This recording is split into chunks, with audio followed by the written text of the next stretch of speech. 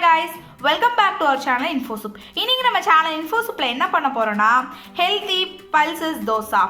அந்த pulses dosaக்கு தேவையான ingredients என்னலாம் நம்ம பார்த்துடலாம். First ingredient என்னன்னா தோசை மாவு. நீங்க தோசை மாவு எடுத்துக்கோங்க. அதுக்கு அப்புறம் பாசிப்பயிறு green grams வந்து நான் ஒரு 7 to 8 hours ஊற வச்சிருக்கேன்.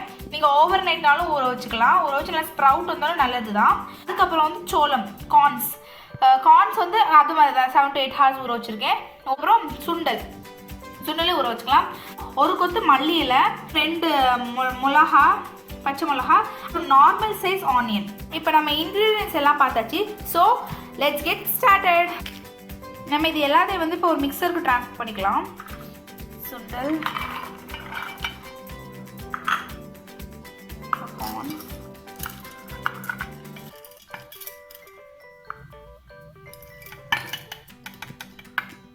இப்போ நம்ம மிக்சர் நல்லா அரைச்சி எடுத்துகிட்டு வந்தாச்சு பாருங்கள். இவ்வளோ நல்லா அரைச்சிக்கோங்க. வாட்டர் ஆட் பண்ணிக்கோங்க. ஒரு 1.5 glass to 2 glasses வாட்டர் தேவைப்படும். வாட்டர் ஆட் பண்ணிக்கோங்க.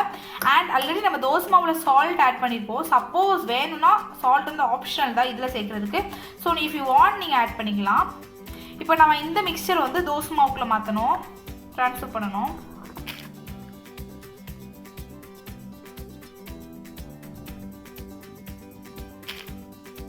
இப்போ நம்ம அரைச்சி வச்சுருந்ததெல்லாம் தோசை மாவில் நம்ம நல்லா மிக்ஸ் பண்ணிக்கிட்டோம்.